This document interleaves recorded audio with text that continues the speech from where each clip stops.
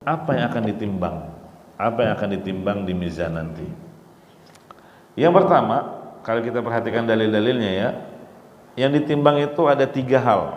Yang pertama, amalan itu sendiri. Karena contohnya tadi amalan zikir, amalan lisan kan. Subhanallah bihamdih, subhanallahil azim. Ini kan amalan. Amalan zikir.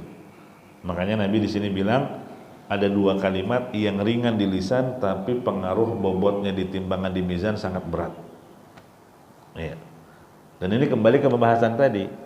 Amalan itu kan sesuatu yang abstrak. Ternyata sangat mudah bagi Allah mengubahnya menjadi sesuatu yang konkret.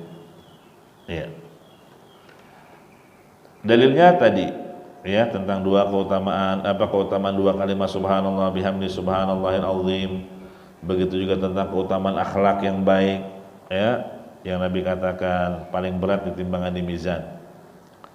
Kemudian yang kedua yang akan ditimbang adalah buku catatan amal.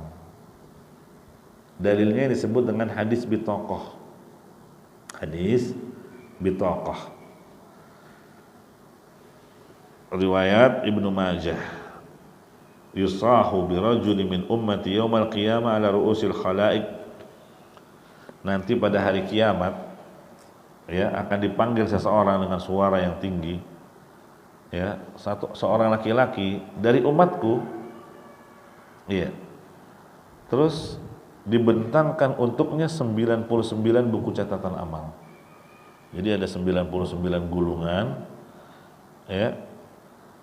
Kalau satu gulungan ini dihamparkan itu sejauh mata memandang, ternyata isinya kebanyakannya adalah dosa, maksiat. Terus Allah tanya, apakah yang tercatat di sisi ini ada yang kamu ingkari?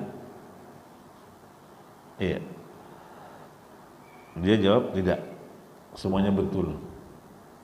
Mungkin adakah amalan yang tidak kamu kerjakan terus dicatat sama malaikat? Enggak. Ya, diakui semuanya benar. Allah tanya lagi, apakah malaikatku menzalimimu? Salah catat gitu? Tidak. Apakah kamu punya alasan untuk membela diri? Dia katakan tidak. Akhirnya dia merasa akan binasa. Apakah kamu punya pahala kebaikan? Dia jawab dengan gemetar tidak. Dia merasa takut dan dia merasakan binasa dan dihempaskan ke dalam neraka. Ternyata kata Allah, kamu memiliki kebaikan di sisi kami dan pada hari ini kamu tidak akan dizalimi sedikit pun. Maka dikeluarkanlah untuknya kartu yang bertuliskan la ilaha illallah ya, Muhammadur Rasulullah. Ini kalimat tauhid yang dia ucapkan dan betul-betul dia realisasikan. Artinya apa? Dia nggak pernah terjerumus ke dalam kesyirikan. Lalu laki-laki ini menganggap remeh. Apa pengaruhnya satu kartu ini dibandingkan gulungan catatan amalku yang banyak itu ya Rabb? Allah menjawab, kamu tidak akan dizalimi. Akhirnya diletakkanlah gulungan catatan amalnya dia di satu bagian sisi timbangan dan satu kartu lagi di sisi yang lain dari timbangan. Ternyata ya, yang berat adalah satu kartu yang bertuliskan kalimat la ilaha illallah dan 99 gulungan catatan amal ini terangkat. Nah ini dalil menunjukkan bahwa yang ditimbang diantaranya adalah buku catatan amal kita. Ya, tapi ya tergantung kualitasnya ya, karena pasti orang yang mengucapkan kalimat ini, kalimat la ilaha illallah sampai begitu beratnya karena kualitasnya yang luar biasa. Dan yang terakhir, yang ketiga, dalil yang menunjukkan bahwa yang akan ditimbang adalah fisik seseorang, jasadnya, tubuhnya, ya tubuhnya. Ini dalilnya hadis Ibnu Mas'ud radhiyallahu anhu. Jadi disebutkan bahwa Ibnu Mas'ud pernah suatu ketika mau ngambil ranting pohon untuk dijadikan siwak. Kan kalau dulu pakainya siwak.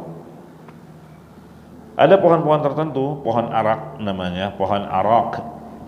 Iya. Begitu dia naik, tiba-tiba udah di atas pohon, angin berhembus kencang. Akhirnya sarungnya tersingkap dan terlihatlah betisnya yang kecil. Ya, terus orang-orang yang di bawah menertawakannya. Terus Nabi tanya, "Mimma tadhakun?" Apa yang kalian tertawakan? Para sahabat jawab, "Ya Nabi Allah, min diqqati saqaih." Wahai Nabi Allah, kami menertawakannya karena apa? Betisnya yang kecil. Masa cowok betisnya kecil nggak maco gitu loh, nggak gagah. Iya. Apa kata Nabi SAW? Walladzi nafsi biyadih lahu ma'athqalu fil mizan min Uhud. Demi Allah, betisnya Ibnu Mas'ud yang kalian bilang kecil itu nanti ditimbang di mizan, beratnya melebihi gunung Uhud. Iya. Kenapa? Karena Ibnu Mas'ud walaupun betisnya kecil tapi dia semangat dalam melangkah kebaikan. Ada seruan jihad, dia berangkat, semangat melangkahkan kakinya ke masjid, bersilaturahmi, birrul walidain. Setiap ada pintu kebaikan dia semangat untuk masuk ke dalamnya. Inilah membuat bobot fisik dia berat di mizan, bukan karena kecilnya. Nih, seperti Abu Bakar juga kan perawakannya kecil, ya, tapi nanti ditimbang di mizan badannya ini akan sangat berat sekali. Sebaliknya kalau ada orang badannya berat, disebutkan dalam hadis Abu Hurairah, "Innahu la ya'ti ar-rajulul 'azimus saminu yaumal qiyamah la yazinu indallah janaha ba'udatin." Akan datang seseorang, didatangkan seorang laki-laki badannya gemuk, ditimbang, kemudian ternyata beratnya tidak melebihi sayap seekor nyamuk.